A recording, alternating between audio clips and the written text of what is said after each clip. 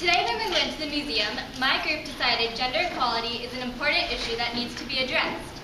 The United States federal government should pass a law making it mandatory to have equal maternal and paternal leave.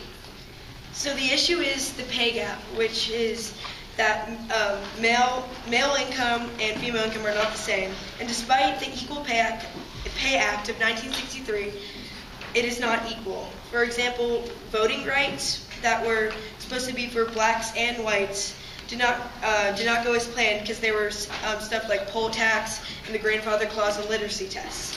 So our advantages for the paid maternal and paternal leaves are there's an economy advantage, which means that in the workforce, the more women there are, the more diversity, which means the more innovation.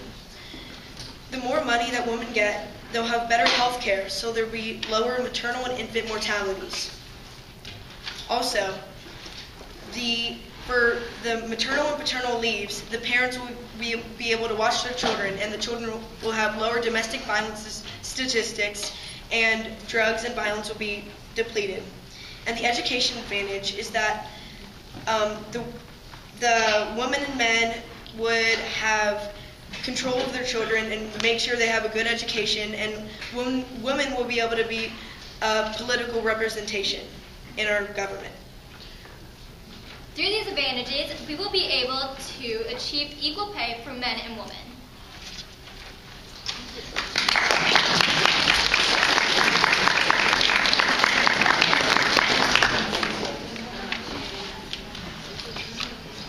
Okay, so in the school right now,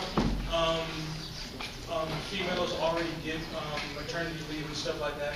So how does giving men paternity leave and how does giving men paternity leave create more women in the workforce? Okay, so usually there's a maternal responsibility.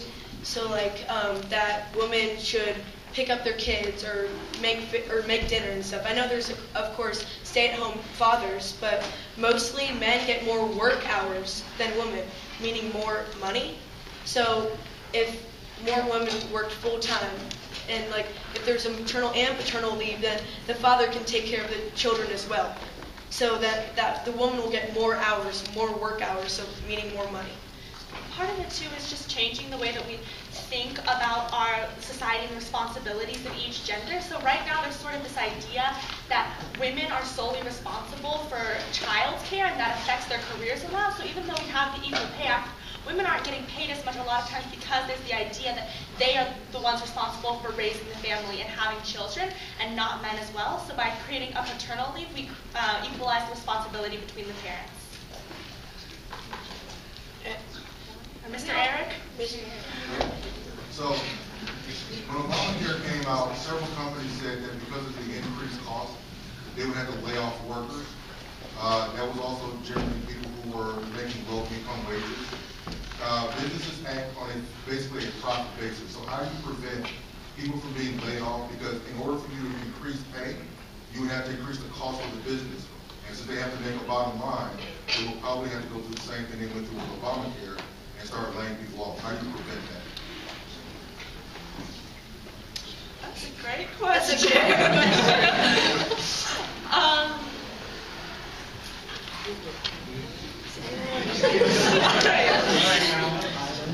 Basically, I think the idea behind this is that there's certain rights that every person deserves to have, and I think equal pay is one, and then this is a step in the process of equal pay, and then the other is just like the right to be able to take care of your children and to have the time off to do that. And so there may be disadvantages that come with the plan, and I can see how that would be one, but I do think that people will adapt and adjust to make sure that this is something that can be added into their business model.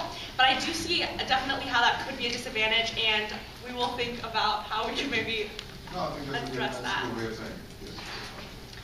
Nate. Do you think there should be a right to work?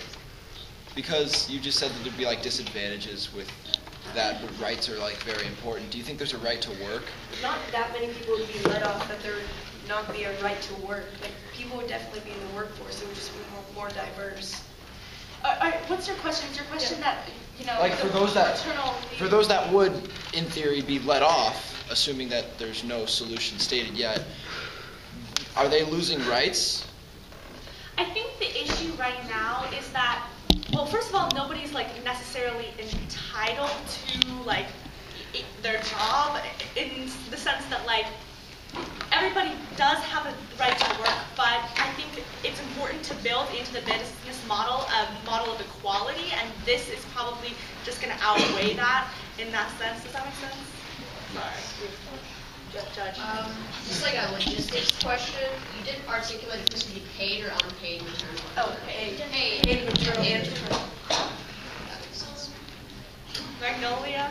Okay, so my question is, y'all said something about domestic violence, right? Yes.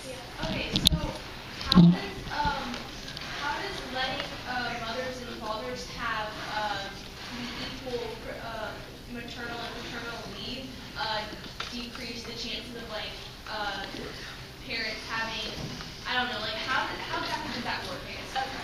So the link to this is a little bit longer.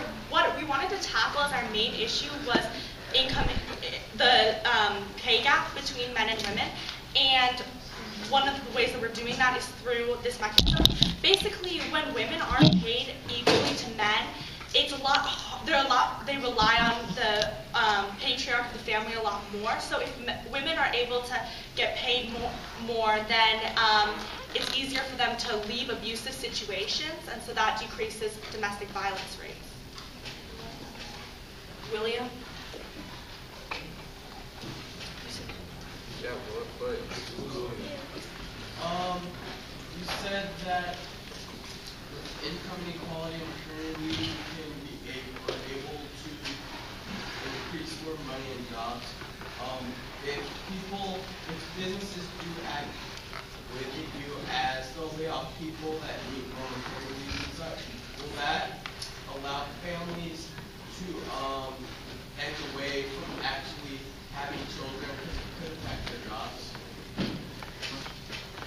Well, having paid maternal and paternal leave actually encourages people to have children.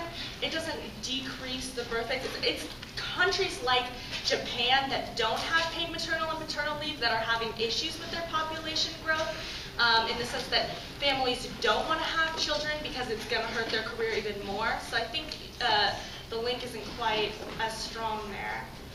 One more question, one more. All right, there we go. So, As I understand it, like the people who suffer the most from the wage gap would be like a home where you just have a single mother working and children, right? So if you have like a mother and father, and the plan does is it gives you paternity leave, it doesn't like give the woman more benefits or longer leave. How does that help like people really need it, being like single mother homes where the woman's working just to like increase paternity leave if there's no father and that's also working? Well, we just wanted to make it equal for men and women. So just, it will help the economy, but like... Paternity leave doesn't help every family, but it does help a lot of families, and especially in terms of equalizing the pay between the man and the woman in the house. But in families that are single parent households and where it's just the mom, it's going to help as well because it's ensuring paid maternity leave, which isn't something that's currently insured. Like you are not guaranteed paid maternity leave, so this also does that. So it's going to help those families, but also you have to consider the fact that there are families where there are single fathers as well, and a lot of times there isn't paid paternity leave at all, and so this is going to help them too.